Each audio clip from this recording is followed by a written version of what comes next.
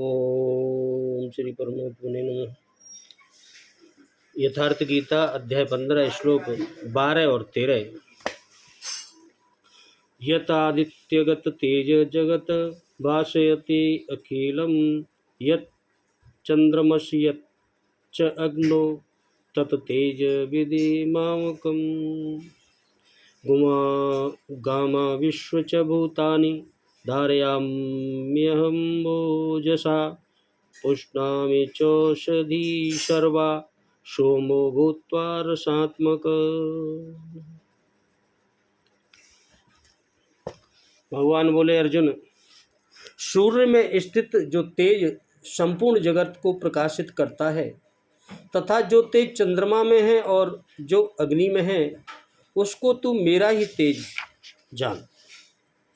और मैं ही पृथ्वी में प्रवेश करके अपनी शक्ति से सब भूतों को धारण करता हूँ और जो रस स्वरूप अर्थात अमृत में चंद्रमा होकर संपूर्ण औषधियों को अर्थात वनस्पतियों को पुष्ट करता हूँ। भगवान ने कहा सब कुछ मैं ही हूँ। जो तेज सूर्य में स्थित हुआ संपूर्ण जगत को प्रकाश करता है, जो तेज चंद्रमा में स्थित है और जो तेज अग्नि में है, इसे तू मेरा ही जान। अब उस महापुरुष की कार्य प्रणाली बताते हैं। मैं ही पृथ्वी में प्रवेश करके अपनी शक्ति से सब भूतों को धारण करता हूँ और चंद्रमा में रस स्वरूप होकर संपूर्ण वनस्पतियों को पुष्ट करता हूँ।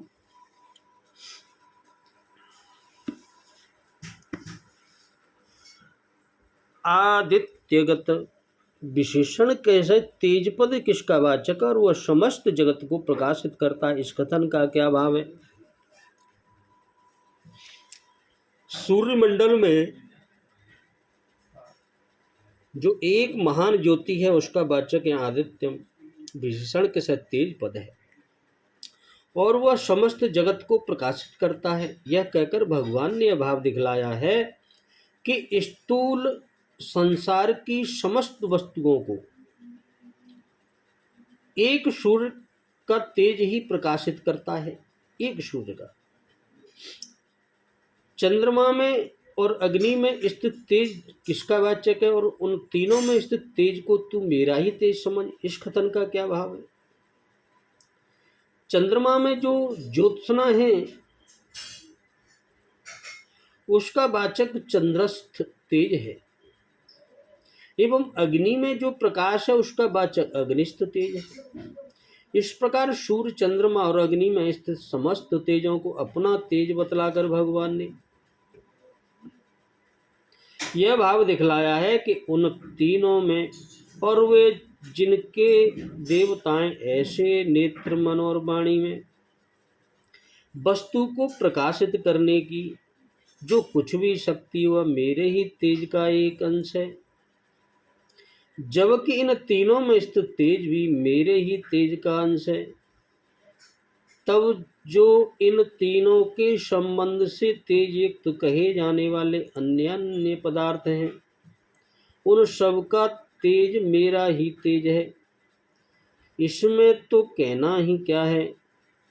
इसीलिए छठे श्लोक में भगवान ने कहा है कि सूर्य चंद्रमा और अग्नि ये सब मेरे स्वरूप को प्रकाशित करने में समर्थ नहीं हैं।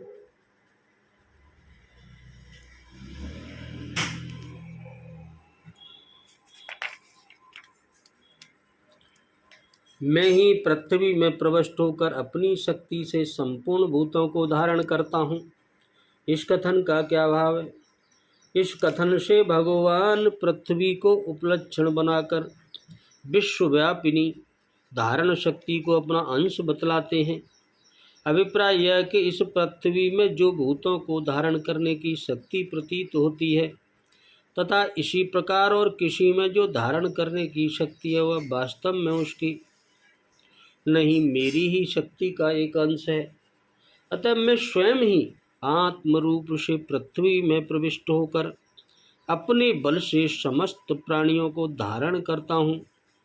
रसात्मक विशेषण सहित सोम पद किसका वाचक और विशेषण के प्रयोग का क्या भाव है। रस ही जिसका स्वरूप हो उसे रसात्मक कहते हैं। अतः रसात्मक विशेषण के सहित सोम पद चंद्रमा का वाचक है। और यहाँ सोम के साथ रसात्मक विशेषण देकर यह भाव दिखलाया गया है कि चंद्रमा का स्वरूप रसमस अमृतमय तथा वह सबको रस प्रदान करने वाला है। औषधि पद किसका वाचक और मैं ही चंद्रमा बनकर समस्त औषधियों को पुष्ट करता हूँ, इस कथन का क्या अभिप्राय है। औषधि पद पत्र पुष्प और फलादि समस्त अंग प्रत्यंगों के सहित वृक्ष लता और तृणाद जिनके भेद हैं ऐसी समस्त वनस्पतियों का वाचक है। तथा मैं ही चंद्रमा बनकर समस्त औषधियों का पोषण करता हूँ। इससे भगवान ने यह दिखलाया है कि जिस प्रकार चंद्रमा में प्रकाशन शक्ति मेरे ही प्रकाश का अंश है, उसी प्रकार जो उसमें पोषण करने की शक्ति है वह भी मेरी ही शक्ति का एक अंश है। अतः मैं ही चंद्रमा के रूप में प्रकट होकर सबका पोषण करता हूँ। बोलो राधे राधे, जय जय श्री कृष्ण।